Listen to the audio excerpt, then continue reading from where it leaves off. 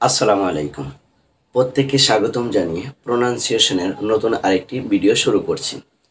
So দেখো, আজকের এই ভিডিও থেকে তোমরা কি শিখতে পারবে সে বিষয়ে একটু সাম আপ করে আগে তোমাদের সাথে শেয়ার করি, যাতে করে তোমরা বুঝতে পারো এই ভিডিওটি তোমাদের দেখা কতটা জরুরি।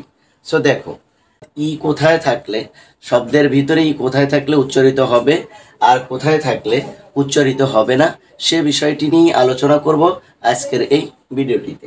দেখো এখানে কি লিখেছি, স্ট্রাকচার বলতে দেখো এখানে কি লিখেছি যে শব্দের শেষে ই উচ্চারিত হয় না। শব্দের শেষে কি হয় না? ই উচ্চারিত হয় না। তবে যদি ডাবল ই থাকে তাহলে সেখানে কিন্তু উচ্চারিত হবে। দেখো এখানে আমি লিখেছি নেম, কাম, টেক, ফেক, সি, বি। প্রত্যেকটাই কিন্তু শেষে কিন্তু কি আছে? ই আছে, রাইট? প্রত্যেকটার শেষেই ই আছে, রাইট? এবার দেখো যে নেম, এটাকে আমরা কিভাবে ভেঙে এবং ভিসিবি, সিবিসি এবং ওয়ার্ড প্যাটার্ন এবং সাইলেন্ট লেটার এগুলোর মাধ্যমে কিভাবে উচ্চারণ করা যায় সেটা আগে শিখব। দেখো আগে আমি লিখছি নেম, নেম, রাইট? এই নেমের ভিতরে আমরা কি কি সাউন্ড পাই, কি কি অক্ষরগুলো আছে সেটা একটু দেখি। এই এন সমান আমরা কি দন্ত ন পাই, আর এ সমান এ পাই, তারপরে এম সমান ম পাই, আর ই সমান ই পাই, রাইট? এই তো রো লেটার নাকি? এবার দেখো এগুলোকে যদি আমরা যদি একসাথে করি তাহলে কি হয়? এটাই হয়, নেম হয়, রাইট? তাহলে দেখো এই নেমকে আমরা কিভাবে উচ্চারণ করব, এই এ এর সাউন্ডগুলো কি হবে, রাইট? তাহলে দেখো N A M E, name, right? তাহলে এনটা কি? এনটা হলো কনসোনেন্ট, আর এটা কি? ভাওয়াল। এমটা কি? কনসোনেন্ট। তাহলে সিবিসি রুলের আন্ডারে পড়ে। এই যে ভাওয়ালটা, এই ভাওয়ালটা কিসের আন্ডারে পড়বে? সিবিসি রুলের আন্ডারে পড়বে। তো সিবিসি রুলের আন্ডারে যদি ভাওয়াল পড়ে তাহলে সেখানে ভাওয়াল কি সাউন্ড করে? সেখানে ভাওয়াল শর্ট সাউন্ড করে, রাইট? শর্ট সাউন্ড করে, সেখানে ভাওয়ালের শর্ট সাউন্ড হয়। তো এ এর শর্ট সাউন্ড আমরা জানি এই, রাইট? এ এর শর্ট সাউন্ড কি? এই। এর কিন্তু আরও শর্ট সাউন্ড আছে, তার ভিতরে এই একটি ওর শর্ট সাউন্ড, রাইট? কারণ এর আগে একটি ভিডিও আমি তোমাদের দিয়েছিলাম এই প্রোনাউন্সিয়েশনের জন্য, যে ভাওয়াল এবং কনসোনেন্টের লেটারগুলো যে মাল্টি সাউন্ড ক্রিয়েট করে সেগুলোর ভিতরে কিন্তু এই সাউন্ডটাও রয়েছে। আশা করি তোমরা সেই ভিডিওটি না দেখলে সেই ভিডিওটি দেখবে, দেখলে সামনের ভিডিওগুলো বোঝা তোমাদের জন্য অনেকটাই সহজ হয়ে যাবে। তাহলে দেখো যদি সিবিসি রুলের আন্ডারে হয় তাহলে সেটা কি হবে? ভাওয়ালের শর্ট সাউন্ড করবে। তাহলে নেম এরকম হবে, নেম, রাইট? নেম। এর প্রনাউন্সিয়েশনটা কি হবে? নেম। কারণ এই যে এটা এই সাউন্ড করছে, রাইট? আর এনে এই যে ইকার দিয়ে দিছে, নেম, রাইট? এরপরেরটা দেখো, এরপরে কি আছে? Tech, tech, right? টেক। দেখো টি, এটা কি? ট, তারপরে এটা এ, তারপরে এটা ক, তারপরে এটা ই। এই লিটারগুলোই কিন্তু এখানে আছে। এটাকেও আমরা কি করব? ভিসিবি এবং সিবিসি রুলের আন্ডারে নিয়ে এসে উচ্চারণ করব। দেখো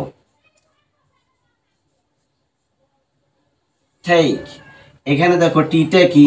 কনসোনেন্ট, এটা কি? ভাওয়াল, আর কেটা কি? Consonant, right? তাহলে এখানেও এটা কি সাউন্ড করবে?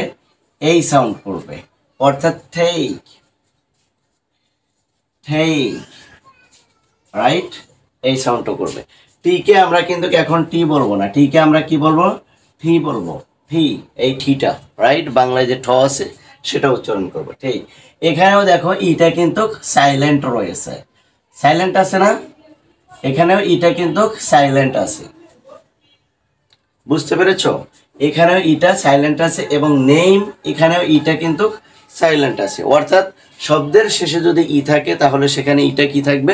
সাইলেন্ট থাকবে। এটা কিন্তু স্ট্রাকচার, এটা তোমাদের মনে রাখতে হবে। তারপরেরটা দেখো, তারপরে কি আছে? COME, খাম। দেখো এই যে এখানে সি সমান সমান কি ক, আর এটা সমান সমান ও, এটা সমান সমান এম সমান সমান ম, এবং ই সমান সমান ই, রাইট। এখন দেখো যে খাম, খাম এই ও এর সাউন্ডটা কি করছে, আ সাউন্ড করছে না? সেটাই আমাদেরকে বুঝতে হবে যে ও কেন আ সাউন্ড করলো, তাই না? দেখো আমরা এটাকে ভিসিবি এবং সিবিসি রুলের আন্ডারে আগে নিয়ে নিই। সিটা কি, সিটা কনসোনেন্ট, ওটা কি ভাওয়েল, আর এমটা কি কনসোনেন্ট।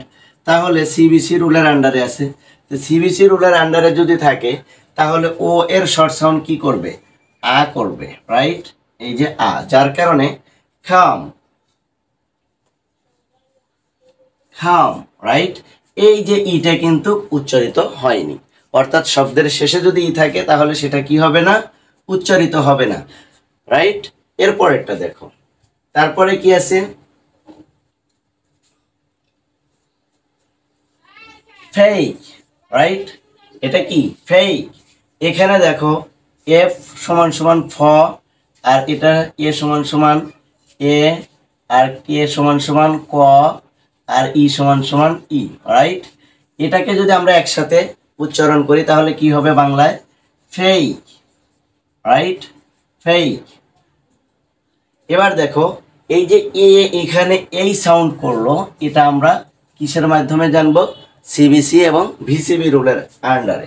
দেখো এফ এ কে ই, এফটা কি কনসোনেন্ট, এটা কি ভাওয়েল, আর কেটা কি কনসোনেন্ট, রাইট।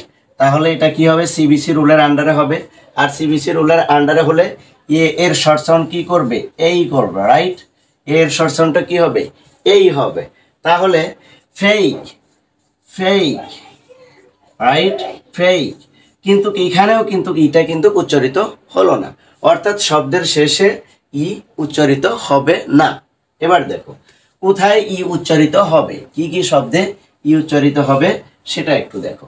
আমরা কি বলেছিলাম যে যদি ডাবল ই থাকে তবে সেখানে কি হবে, ইটা উচ্চারিত হবে। এবার দেখো ডাবল ই যুক্ত একটি শব্দ লিখি, সি, রাইট। এই সিতে দেখো ডাবল ই আছে, রাইট, যার কারণে এটা কিন্তু কি হচ্ছে, উচ্চারিত হচ্ছে। এবার দেখো এটাকে যদি আমরা যদি সি যে বললাম, রাইট, এটাকে আমরা যদি সিবিসি এবং ভিসিবি রুলের আন্ডারে নিই তাহলে এর সাউন্ডটা কি হয়, এটা অ্যাকচুয়ালি এটা হলো দন্ত স, এস সমান দন্ত স, আর এটা কি আছে ই ই, রাইট, এরকম আছে। তাহলে এটা কি আসে, সি, এরকম আসে না, সি, রাইট। এরপর দেখো বি আছে, বি, এখানেও কিন্তু ইটা কি করছে, এই যে ডাবল ইটা উচ্চারিত হয়েছে, বি, বাংলায় কি বি এর মতন, রাইট। এখানেও বিটা উচ্চারিত হয়েছে। আজকের এই ভিডিওটির যদি আমি সাম আপ করি তাহলে বলতে পারি যে শব্দের শেষে যদি ই থাকে তাহলে সেই ইটা কি হবে না, উচ্চারিত হবে না।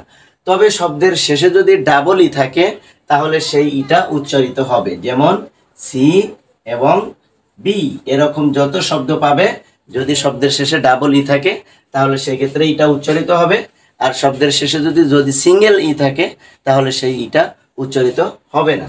আশা করি তোমরা আজকের এই ভিডিওটি থেকে ভালোভাবে অনেক কিছু শিখতে পেরেছো।